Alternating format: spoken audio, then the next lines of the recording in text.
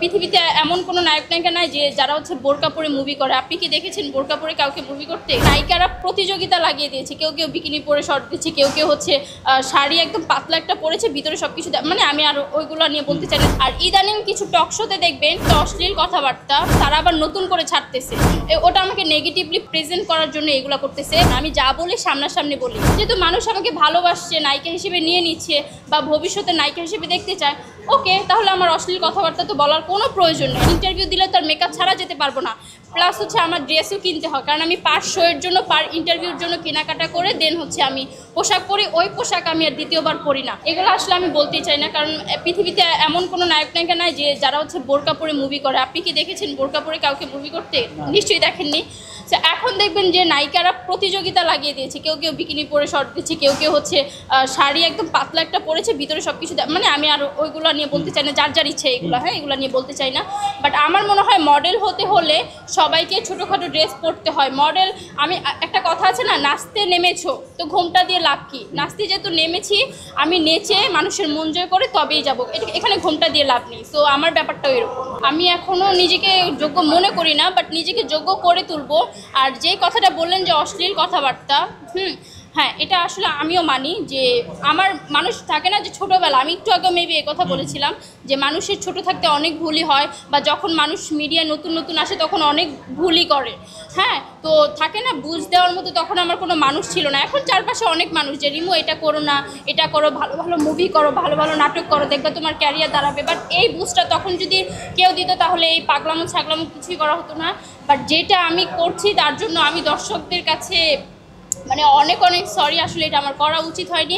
আর ইদানিং কিছু টক শোতে দেখবেন যে এগুলা 6 মাস 9 মাস আগের দেওয়া ইন্টারভিউগুলো তারা আবার নতুন করে ছাড়তেছে, ওটা আমাকে নেগেটিভলি প্রেজেন্ট করার জন্য এগুলো করতেছে। বাট আমাকে একটা জিনিস দেখবেন, আমি ইদানিং না 2-3 মাস হয়ে যাবে, মনে হয় 5-6 মাস হয়ে যাবে, আমি কোনো চ্যানেলে ইন্টারভিউ দেই না, বা কোনো থাকে না যে টক শোতে গিয়ে আজে বাজে কথা বলবো, ওইগুলো আমি কিচ্ছু করি না, কারণ মানুষ আমাকে ভালোবাসে। এখন আমার মানুষের ভালোবাসার জায়গাটা ধরে রাখতে হবে, যেহেতু মানুষ আমাকে ভালোবাসছে, নায়িকা হিসেবে নিয়ে নিচ্ছে বা ভবিষ্যতে নায়িকা হিসেবে দেখতে চায়, ওকে, তাহলে আমার অশ্লীল কথাবার্তা তো বলার কোনো প্রয়োজন নেই। আমি মানুষের ভালোবাসা নিয়ে বাঁচতে চাই।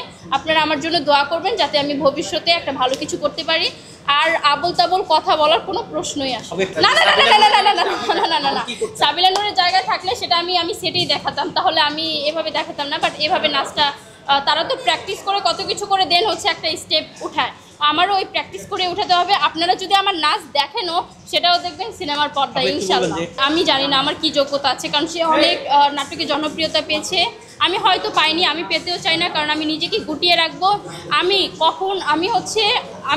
আমি চাই যে মানুষ আমাকে নতুন হিসেবে জানুক, যে আমি কোনো কাজ টাজ করিনি, আমাকে আপনারা মিডিয়াও দেখেননি, আমাকে আপনারা নতুন হিসেবেই নেন, কারণ নতুন একটা নায়িকা পেলে হয়তো দর্শকদেরও ভালো লাগবে মুভি দেখতে। তো এই ব্যাপারে, কারণ আমার হচ্ছে 5 মিনিট বসে থাকারও সময় নেই, আমার হাতে প্রচুর কাজ থাকে।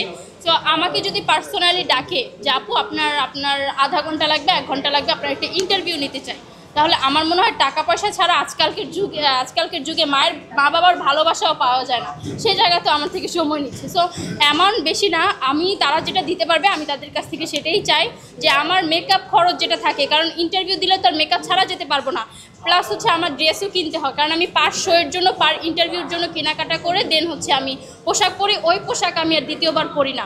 সো ওই ব্যাপারটাও আপনাদেরকে বুঝতে হবে। এটা হচ্ছে কি যে কিছু কিছু মানুষ হচ্ছে আমাকে উস্কে দেয়, যেমন হচ্ছে একটা মানুষকে যদি তারা পায়, আর আমি হচ্ছে খুব খোলামেলা মনের মানুষ, আমার কথা হচ্ছে আমি যেটা যখন দেখি আমার অন্যায় কিছু মনে হলে আমি সেটা সরাসরি বলে দিই। আমি থাকে না মানুষ ভয় পায় বা মনে মনে রাখি, আমি ওইরকম না, আমি যা বলি সামনাসামনি বলি।